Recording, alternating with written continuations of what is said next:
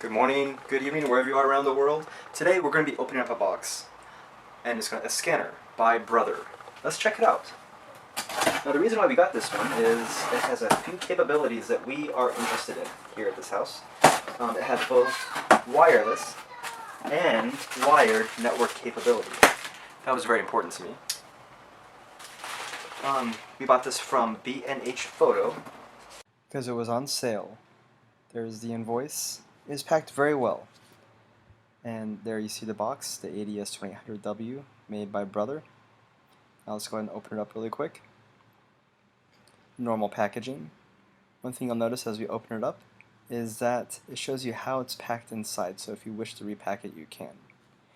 There's the instruction manual, and there's a slip where you can scan irregular shaped documents, the CD, and then now the scanner. Actually, the first part is the part that goes on top. There it is in the nice plastic. Here is the power brick, and then the scanner is coming out now with the styrofoam on the sides wrapped in plastic, and there it is.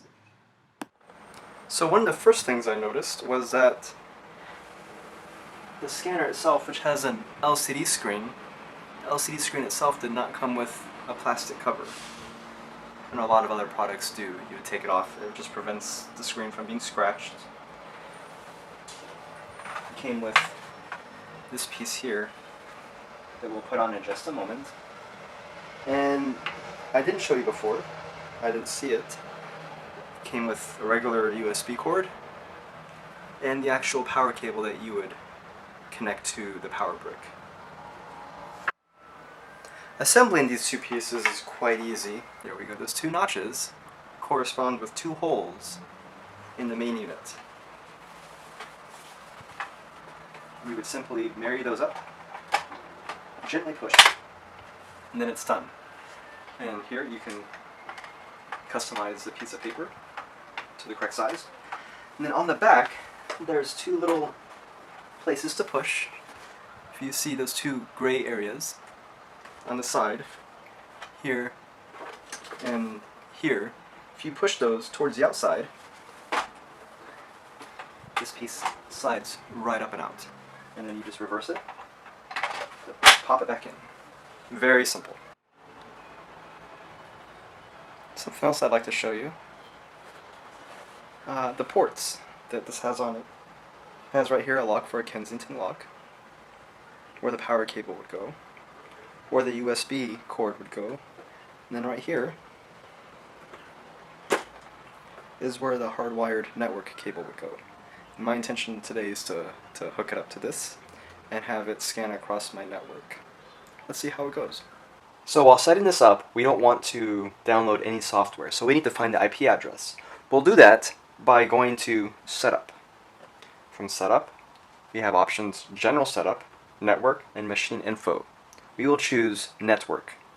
Now we have options Wired LAN, WLAN or Wireless LAN, Wi-Fi Direct, or Email. We will choose Wired LAN. Now we have options TCP/IP, Ethernet, Wired Status, and MAC address. We will be selecting TCP/IP to get the IP address. And here we have the IP address. In this case it's listed as 10.0.1.102. I have a Mac and a Mac network. Now if you have a Windows network, it might be 192.168. And so on. So you'll type this number right here, the IP address, into your browser. Let's see how it works. Now that we have the IP address, we'll simply type it into here.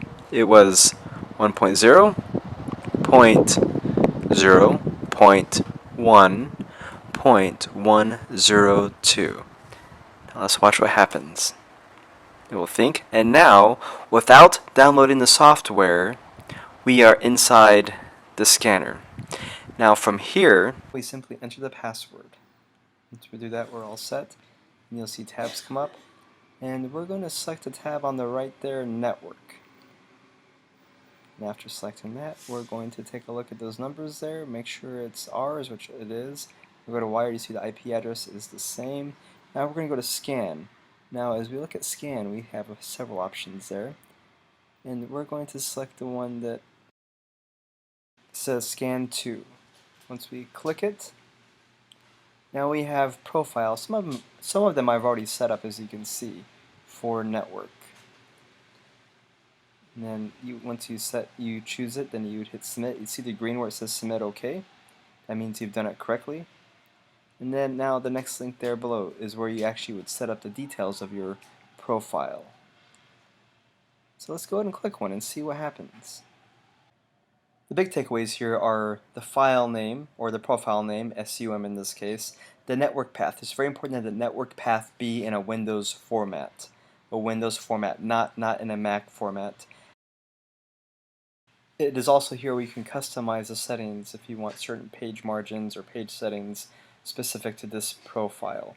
You can also customize the nomenclature of your files if you have a certain file name that you would like to use, and I'll show you in the future in a little bit where to set that. Again, the path name, the network path name, has to be in a Windows format. It's very important, it won't work otherwise.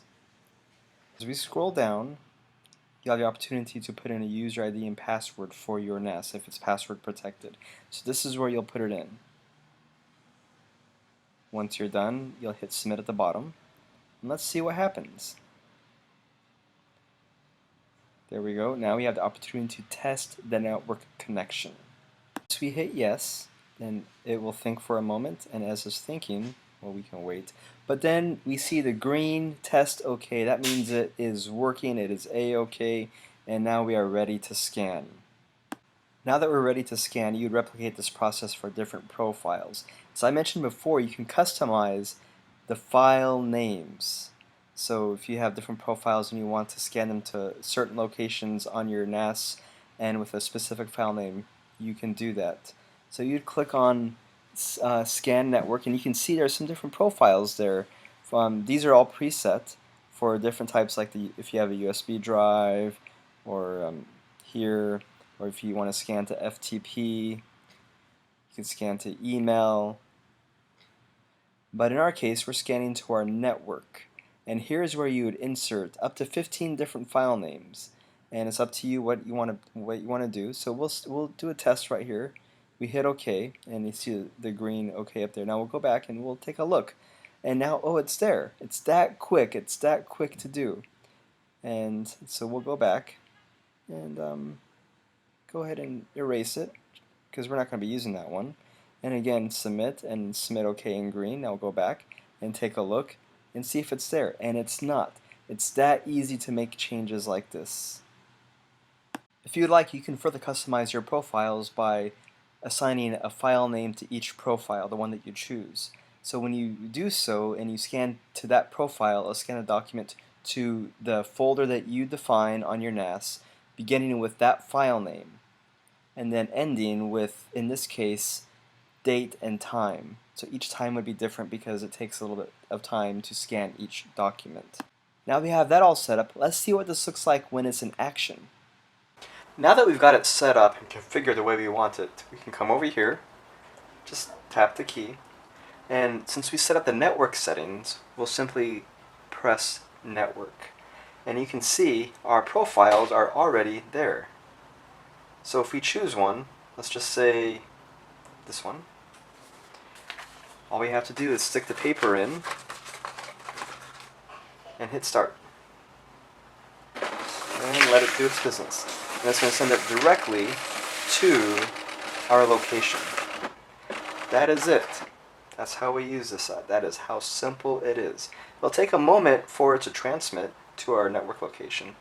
There's one more thing I'd like to show you, and that is these shortcuts. So as you saw on the network, I was able to simply select the profile of my choice.